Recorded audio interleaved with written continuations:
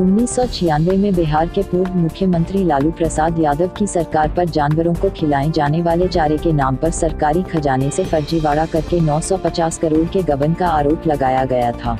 इसी घोटाले को चारा घोटाला के नाम से जाना जाता है। बिहार की राजनीति हमेशा से केंद्र की राजनीति का एक अहम हिस्सा रहा है और बिहार में भ्रष्टाचार का हमेशा बोलबाला भी रहा है। लेकिन चारा घोटाला एक ऐसा घोटाला है जो शुरू 1 या 2 करोड़ के घोटाले से हुआ था, लेकिन धीरे धीरे जांच प्रक्रिया के आगे बढ़ते बढ़ते 950 करोड़ तक जा पहुंचा। लालू प्रसाद की सरकार पर यह आरोप लगाए गए थे कि उनकी सरकार के रहते हुए ही बिहार के पशुपालन विभाग के अधिकारियों के द्वारा फर्जी बिल बनवाकर पशुओं के चारे के नाम पर सरकारी खजाने से पैसे को निकाला जाता था।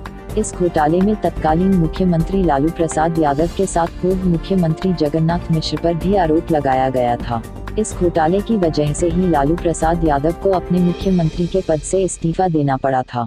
लेकिन लालू प्रसाद यादव ने फिर भी अपनी कुर्सी को बचा लिया और अपनी पत्नी राबड़ी देवी को मुख्यमंत्री बन दिया। लोकसभा में विपक्षी दल भारतीय जनता पार्टी ने इस मामले को जोर शोर से उठाया, जिसके बाद इस मामले की जांच सीबीआई को सौंपी गई। जिसके बाद लालू यादव और जदयू नेता जगदीश शर्मा को दोषी पाया गया और उनकी लोकसभा की सदस्यता को रद्द कर दिया गया। जिसके बाद भारत के इतिहास में सांसद के पद की सदस्यता को गंवाने वाले पहले नेता बने लालू प्रसाद यादव और दूसरे नेता बने जदयू के जगदीश शर्मा। इन दोनों नेताओं को 11 साल तक के लिए चुनाव लड़ने से प्रतिबंधित भी किया गया। इस घोटाले के आरोपियों ने नीतीश कुमार को भी पैसे दिए जाने की बात को सीबीआई के विशेष न्यायाधीश आर त्रिपाठी की अदालत में कबूला था।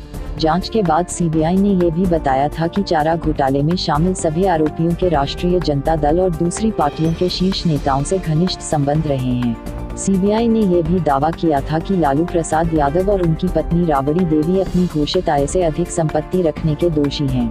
ये घोटाला कोई सामान्य आर्थिक घोटाला नहीं था, बल्कि व्यापक फर्जीवाड़े का मामला था, जिसमें राज्य सरकार के कर्मचारी, नेता और व्यापारी वर्ग की मिलीभगत थी। मामला सिर्फ राष्ट्रीय जनता दल तक सीमित नहीं रहा। इस सिलसिले में बिहार के एक और पूर्व मुख्यमंत्री जगन्नाथ मिश्र को भी गिरफ्तार किया गया। इसके साथ राज्य के कई और मंत्रियों को भी गिरफ्तार किया गया। इस घोटाले की गूंज सिर्फ भारत में नहीं बल्कि अमेरिका और ब्रिटेन जैसे देशों में भी सुनाई दी, जिसके कारण विश्व भर में भारत की राजनीति भी बदनाम हुई।